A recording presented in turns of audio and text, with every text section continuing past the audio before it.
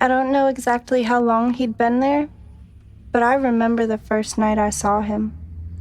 I was 7 years old. I awoke at 3 a.m. in a sudden state of panic. I didn't know where I was, but it felt different. Not like home. The shadows cast by the glowing moon, bleeding through the curtainless window, were unfamiliar. The room smelled different too, like how each person has their own smell. I couldn't pinpoint what it was, but I knew it wasn't mine.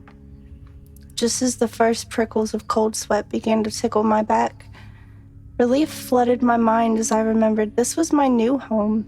It didn't feel or smell like home yet, but it would soon. After all, we'd only been here about a week or so, and I shouldn't be surprised that I had woken confused in an unfamiliar place. The shadows were my clothes, my toys and books still in boxes and plastic bags from the move. As my breathing began to slow and my eyes began to adjust to the dappled darkness, my eyes were drawn to one particular corner of the room. At first, it looked just like a black, crumpled bin bag, non-surprising considering the amount of cuddly toys and clothes I had insisted on keeping when we moved, much to my parents' annoyance. But as I continued to stare, I noticed the outline of what looked like a white face. The side profile was almost like a typical children's illustration of a witch or old crone. A large hooked nose which pointed steeply down towards a wide, almost lipless mouth. The eye I could see was a beady black marble in the face of pure white. That's what hit me the most, the complete whiteness of the face, broken only by the deep wrinkles surrounding the eyes and mouth. Wrinkles beyond the normal we would see in a human face. The wrinkles seemed to show a creature beyond any years lived by a human. After staring for what seemed like hours, but could have only been seconds, the horror welled up inside me so suddenly and so strongly. I couldn't help but let out a high-pitched wail. The creature did not move or utter a sound.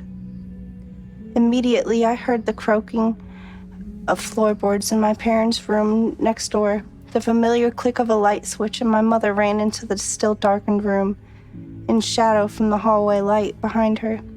"Lily, what's wrong?" she said quickly, sounding almost frightened herself from the rude awakening I had given her.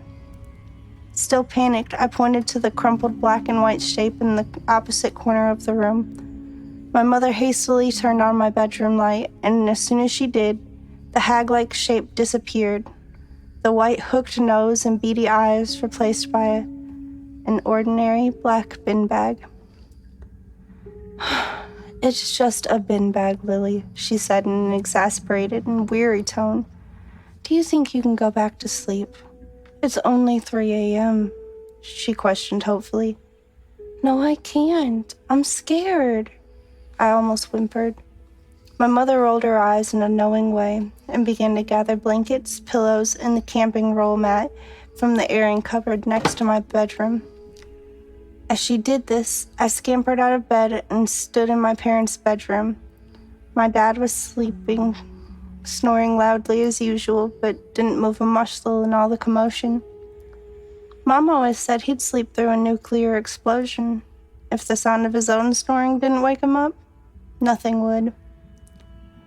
Before long, I had my own ready-made bed at the bottom of my parents'. Snuggled in with blankets and a pillow, I slowly began to relax. I didn't sleep much of the night, though. As I drifted in and out of consciousness, I swear I could see the same dark shape, but this time in the corner of my parents' room, still curled up, all in black with its pasty white face. This time, however, I tried to remember that it was only a black bin bag. I'm sure my parents had them in their room too, still left over from the move. I eventually fell into a dreamless but shallow sleep that night, the kind where you wake and feel as if you haven't slept at all. I have vague recollection that morning when my parents' alarms went off. Opening my eyes, and as they adjusted to the light, I looked over to the corner of their room, fully expecting to see a crumpled bag filled with clothes or sheets or something. But there was no bin bag. The corner of my parents' room was empty next to my father's side of the bed. Not a pile of clothes or a discarded pair of shoes even. That was the first night I saw the man in the corner. Oh, how I wish it had been the last.